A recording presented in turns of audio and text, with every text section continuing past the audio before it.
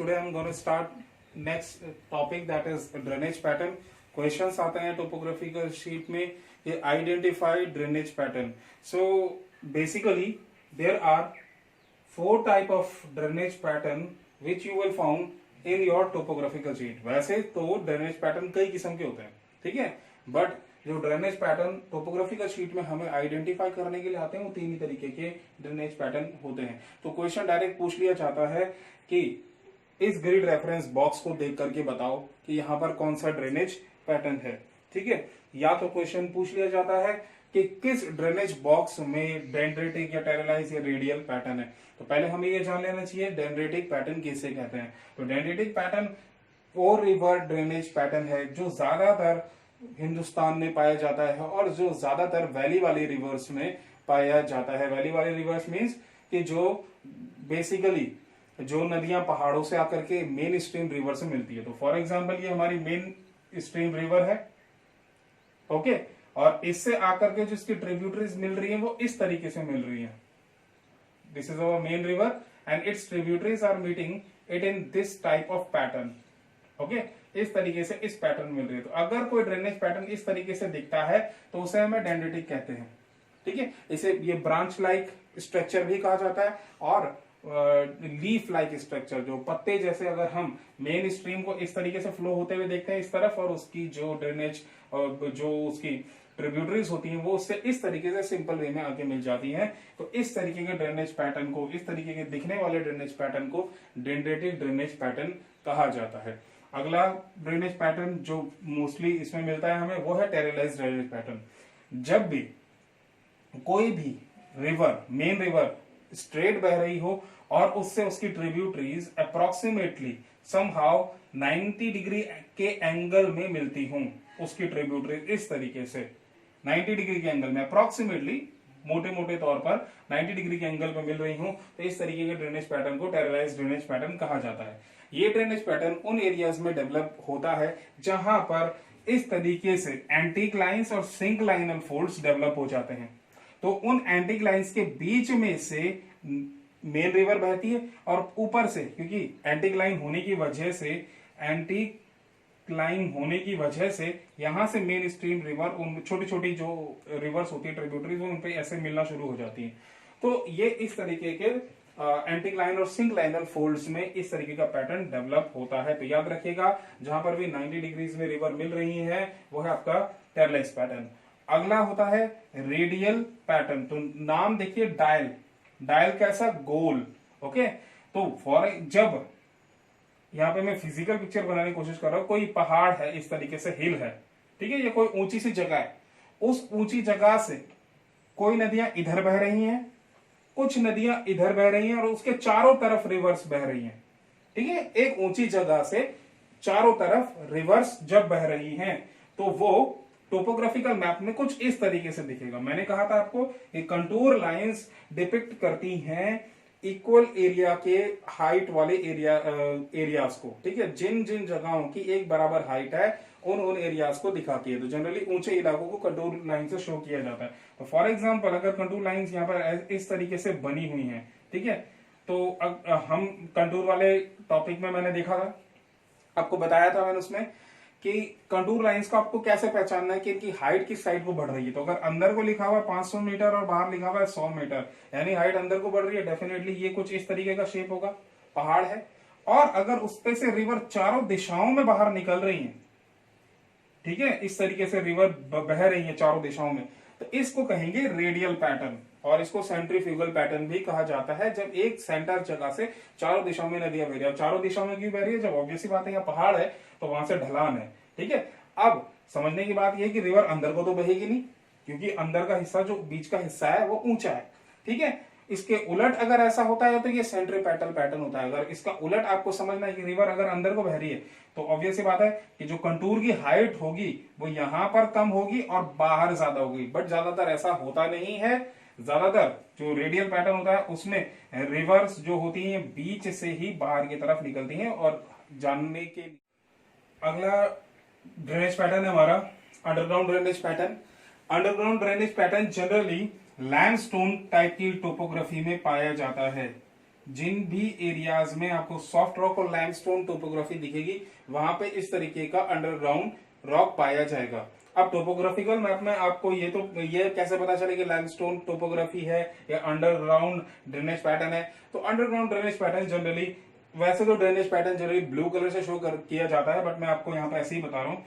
ये रिवर जा रही है, ठीक है, this will be on blue in colour, और आगे जाकर के वो जो रिवर है उसका कलर चेंज हो जाता है और वो इस तरीके से डॉटेड ब्लैक लाइन में नजर आनी शुरू हो जाती है। इसका मतलब ये है कि जहां पे तक वो रिवर ब्लू है वहां तक तो वो रिवर ठीक है, बट उसके बाद वो रिवर जो है आगे जाकर के अंडरग्राउंड हो गई है, क्योंकि आगे जाकर के फॉर एग्जांपल उसमें पानी कम है, ठीक है, या लाइमस्टोन जैसी टोपोग्राफी है, क्योंकि लाइमस्टोन जो कैल्शियम कार्बोनेट है वो वाटर के साथ रिएक्ट करके हाइड्रोजन वाटर के साथ रिएक्ट करके कार्बन डाइऑक्साइड के साथ रिएक्ट करके वो कैल्शियम बाइकार्बोनेट में बदल जाता है और इजीली वो वेदरिंग, पानी जो है वेदरिंग कर सकता है लाइमस्टोन की, ठीक है। तो ये अंडरग्राउंड पैटर्न है। अब हम एग्जांपल्स पे आते हैं। तो क्वेश्चन इस तरीके से पूछा जा सकता है कि ग्रिड बॉक्स 73 और 82, 73 एंड 81 में कौन सा ड्रेनेज पैटर्न है? 73, 81। तो पहले हमको ये करना है कि वो बॉक्स ढूंढना है। 73 ईस्टिंग, 81 नॉर्थिंग। तो 73 ईस्टिंग यानी ये वाला बॉक्स होगा जरूर, इनमें से कोई होगा। 81 यानी इनमें से कोई होगा, तो यानी इस बॉक्स की हमारे सामने बात हो रही है। अब एक ही रिवर कई जगह पे अलग अलग ड्रेनेज पैटर्न बना सकती है, तो आपने बाकी के एरियाज नहीं देखने हैं, आपने ये देखना है कि जो बॉक्स आपको दिया है वहां पे किस तरीके का ड्रेनेज पैटर्न है। तो ये बीच वाली मेन रिवर है और इसमें जो ज्यादातर रिवर्स मिल रही है वो 90 डिग्री के एंगल पे मिल रही है, तो ये कौन सा ड्रेनेज पैटर्न होगा?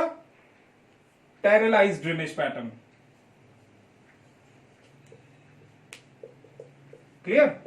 नेक्स्ट, इसी तरीके से अगर क्वेश्चन आया, ड्रेनेज पैटर्न पूछा हुआ है 72 एंड 82 का, ठीक है, 72, 82 दिस बॉक्स।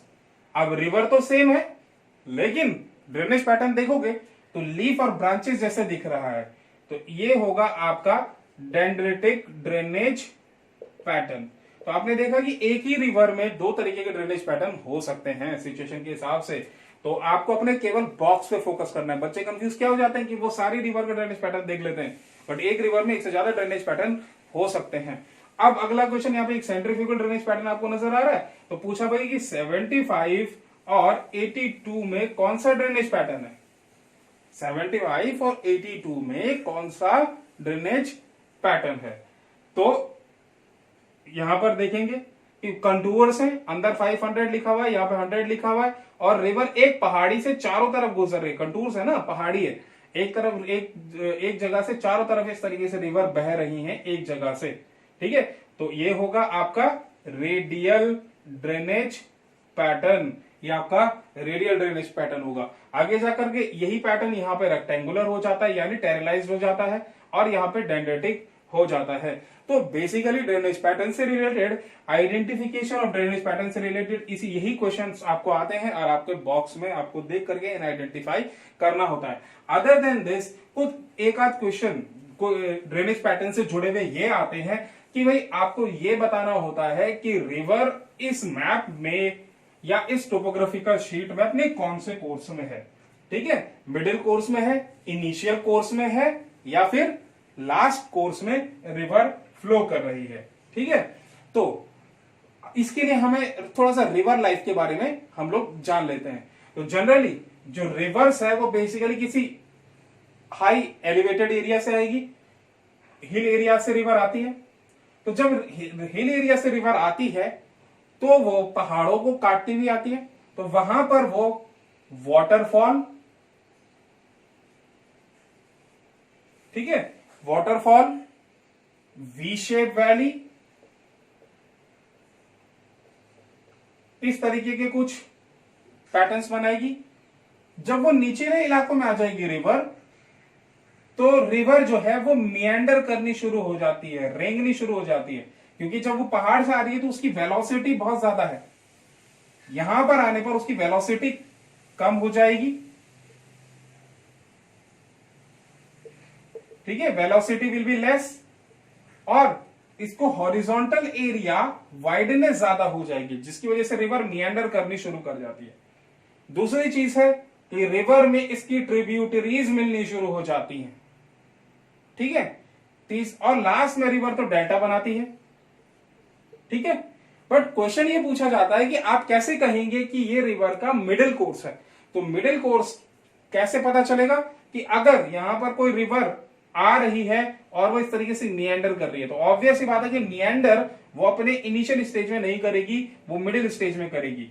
तो पहला रीजन है रिवर का मिएंडर करना, यानी रिवर का सांप जैसे रेंगना, क्योंकि उसकी जो स्पीड है, वेलोसिटी, वो कम हो जाती है। साथ में रिवर अपने साथ पहाड़ से बहुत सारा सिल्ट, पत्थर वेदर करके लेके आई है, और वो अपने ही इस ड्रेनेज पैटर्न में उसे बिछा देती है, तो रिवर को वहां से पास अवे होना मुश्किल हो जाता है। तो पहला एविडेंस क्या है कि रिवर भाई मिएंडर कर रही है। दूसरा एविडेंस कि जो इस पर बहुत सारी इसकी ट्रिब्यूटरीज इस पे मिल रही हैं, और ट्रिब्यूटरीज पहाड़ों में भी मिलती हैं, बट अगर जो ट्रिब्यूटरीज प्लेन इलाकों पर मिलेगी तो आप वहां पर देखोगे कि जो रिवर की वाइडनेस है वो ज्यादा बढ़ जाएगी, रिवर की वाइडनेस बढ़ जाएगी अगर वो प्लेन पे मिल रही है, ठीक है। अगर प्लेन एरिया में कोई ट्रिब्यूटरी मिल रही है तो उस जगह रिवर की वाइडनेस बढ़ जाएगी।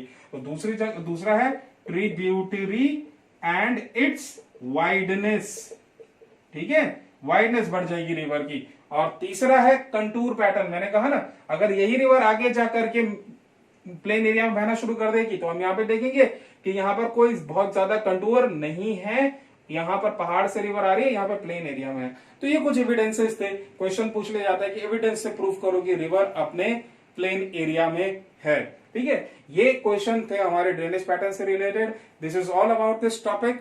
Further for more video like button दबाएं और सब्सक्राइब करें मेरे चैनल को, ताकि आपको और इन्फॉर्मेशन मिल सके टोपोग्राफिकल शीट से रिलेटेड। मैंने बहुत सारी वीडियो अपलोड करी है, और ज्योग्राफी में और ज्यादा वीडियोस मैं लेके आऊंगा।